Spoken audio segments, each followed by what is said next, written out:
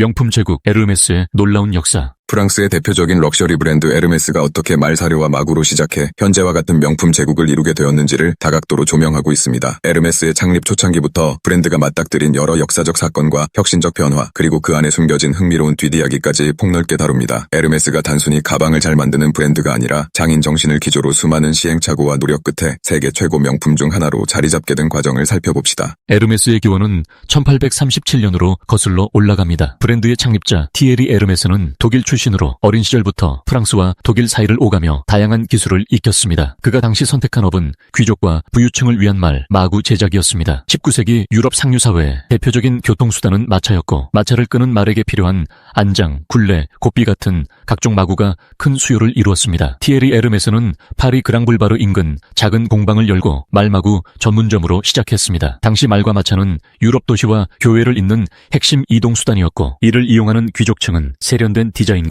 편안함, 내구성을 중시했습니다. 에르메스는 이러한 고급 고객층의 니즈에 부응하기 위해 엄선된 가죽, 정교한 바느질 기법, 그리고 무엇보다 장인의 손길이 깃든 품질을 우선했습니다. 뛰어난 기술력과 품질 덕분에 곧 명성이 파리 상류층 사이에서 퍼져나갔고, 에르메스라는 이름은 말마구 분야에서 최고급의 상징이 되었습니다. 이처럼 에르메스가 처음부터 명품 가방이나 스카프를 만들었던 것은 아닙니다. 말 사료와 마구를 중심으로 하는 말 관련 사업에서 시작해 품질과 장인 정신을 기반으로 조금씩 확장해 나갔습니다. 그 기점은 유럽 사회가 발전하면서 교통수단이 점차 자동차로 바뀌어가는 19세기 말 20세기 초의 전환기였습니다. 이는 곧 에르메스가 단순한 말, 마구 업체에서 벗어나 사람들에게 직접적으로 필요한 다양한 가죽 제품으로 영역을 넓혀야 하는 계기가 되었습니다. 19세기 말에서 20세기 초로 접어들며 마차가 서서히 자동차로 대체되는 흐름이 가속화됩니다. 말마구 시장이 감소할 조짐을 보이자 에르메스는 브랜드의 전문성과 고급 이미지를 토대로 가죽 제품을 다양화하기 시작했습니다. 그 중에서도 큰 성공을 거둔 것이 바로 여행 가방이었습니다. 당시 귀족이나 부유층에게 여행이란 일종의 대규모 이주에 가까웠습니다. 생활에 필요한 물건을 수십, 수백 개씩 트렁크에 담아야 했기 때문에 튼튼하고 고급스러운 가방이 필수적이었죠. 에르메스의 정교한 가죽 기술은 말마구 제작에서 이미 정평이 나 있었고, 이를 가방 제작으로 자연스럽게 확장할 수 있었습니다. 말 안장에 쓰던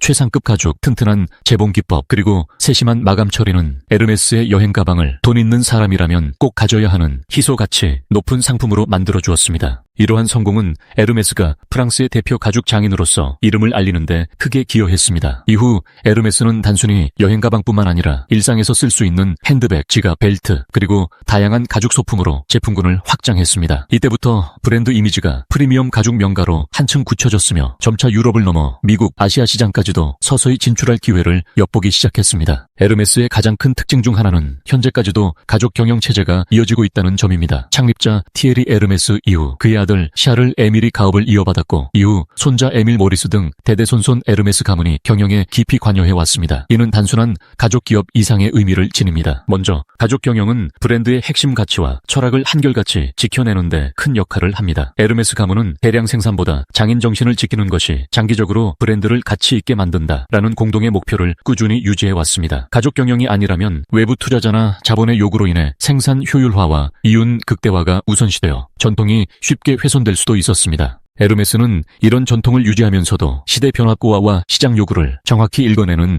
밸런스를 유지하려 애썼습니다. 특히 에밀 모리스 에르메스는 미국 포드 자동차의 생산 라인을 직접 시찰해 공정 혁신 아이디어를 얻어오기도 했고, 1920년대 이후에는 새로운 디자인과 소재를 적극적으로 도입하면서 브랜드를 현대화했습니다. 이러한 전통과 변화의 조화는 에르메스의 고유한 아이덴티티가 되었습니다. 오늘날 에르메스는 단지 가죽 명품에서 그치지 않고 스카프, 시계, 향수, 의류, 가구, 인테리어 소품까지 다양한 분야로 영역을 넓혀왔습니다. 이 다각화 전략의 대표적인 성공 사례가 바로 에르메스의 실크 스카프입니다. 에르메스의 스카프는 1937년 처음 출시되어 것이었는데, 아름다운 프린트와 고급스러운 실크 소재가 조화를 이루어 단숨에 사랑받았습니다. 수십 번의 꼼꼼한 공정을 거쳐야 완성되는 이 스카프는 하나의 예술 작품으로까지 평가받을 만큼 섬세한 디자인과 뛰어난 품질을 자랑합니다. 패션계에서는 에르메스 스카프를 착용하는 것만으로도 화려한 의상을 대체할 수 있다는 말이 있을 정도로 단일 아이템이 지닌 고급스러움이 돋보입니다. 뿐만 아니라 에르메스는 시계 시장에도 진출하여 다카프, 케이프코드 등 독창적이고 우아한 시계 라인을 선보였습니다. 향수 분야 역시 세계적인 조향사와 협업하여 에르메스만의 우아하고 예술적인 향을 개발하며 때르 데르메스 같은 스테디셀러를 탄생시켰습니다. 이는 단순히 브랜드 확장을 위한 숫자 맞추기 시계 진출이 아니라 각 분야에서 에르메스의 철학과 가치를 구현하기 유지하기 위해 심혈을 기울인 결과였습니다. 에르메스가 핸드백 분야에서 절대적인 존재감을 얻게 된 결정적인 계기는 바로 켈리백과 버킨백의 전설적 인기 덕분입니다. 이 두 아이템은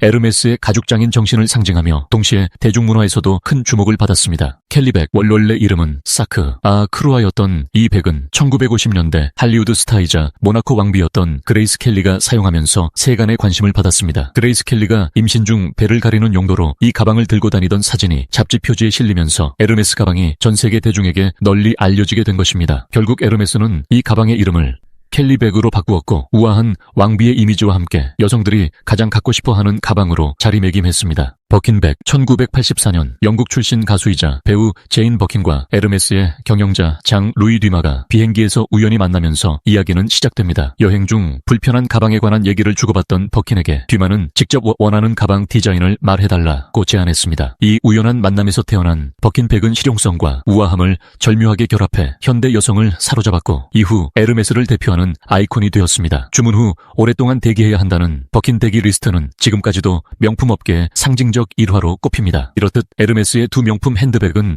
세계적인 셀러브리티와 로열 패밀리의 사랑을 받으며 확고한 지위를 확보했습니다. 이는 에르메스 이퀄 최상급 가죽 가방이라는 이미지로 굳어지는 계기가 되었고 패션 역사의 전설적인 이야기로 남았습니다. 에르메스가 어떤 아이템이든 쉽게 베스트셀러 반열에 오를 수 있었던 이유는 브랜드가 고집해온 장인 정신과 엄격한 생산관리 체계에 있습니다. 에르메스의 주요 제품은 거의 모두 수작업으로 생산됩니다. 예컨대 버킨백이나 켈리백을 만드는 데는 한 명의 장인이 처음부터 끝까지 작업을 전담하며 본인이 만든 제품에 사인을 남기기도 합니다. 이때 하나의 가방을 완성하는 데 걸리는 시간과 공정은 매우 길고 복잡합니다. 단 한 번의 오차나 결함도 허락되지 않으며 장인이 몸소 재단하고 바느질하며 모든 디테일을 완벽히 검수합니다. 그러므로 각 장인은 자신의 작품에 엄청난 자부심과 책임감을 가지고 임할 수밖에 없고 이것이 곧 에르메스의 뛰어난 품질을 뒷받침하는 강력한 동력이 됩니다. 에르메스는 또 가죽 선정부터 염색 과정까지 엄격한 내부 기준을 두고 있습니다. 가장 작은 흠집이라도 있으면 제품화되지 않고 폐기되거나 재활용 경로로 돌려보냅니다. 이렇듯 시간과 노력을 아끼지 않는 완벽주의가 에르메스의 명품 이미지를 떠받치고 있습니다. 이는 시대가 변해도 흔들리지 않는 기업의 뿌리이자 강점입니다. 에르메스 역시 순탄한 길만 걸어온 것은 아닙니다. 20세기 후반에는 세계 경제가 급변하며 글로벌 패션 시장에도 큰 변화가 일어났습니다. 새로운 디자이너 브랜드와 패스트 패션이 부상하고 소비자 취향이 다양해지면서 전통 명품 브랜드들도 변화를 요구받았습니다. 특히 19만 7,080년대 에르메스는 시대의 트렌드를 놓치고 있다는 비판에 직면하기도 했습니다. 그럼에도 가족 경영은 장인 정신을 유지하면서도 신제품 라인을 꾸준히 연구 개발할 수 있는 추진력을 발휘했습니다. 버킨백이 나온 것도 1980년대 중반이었고 80년대와 90년대에는 향수와 의류 라인에서 새로운 디자인과 파격적인 시도를 보여주며 젊은 고객층을 끌어들였습니다. 또한 에르메스는 지분 구조를 안정적으로 유지하기 위해 외부 기업의 적대적 인수를 철저히 막았습니다. 한때 루이비통 모에네시가 에르메스 주식을 대량 매입해 지배력을 확대하려는 시도가 있었지만 에르메스 가문은 가족 지분을 결집해 LVMH 시도를 무력화했습니다. 이 과정에서 에르메스는 브랜드는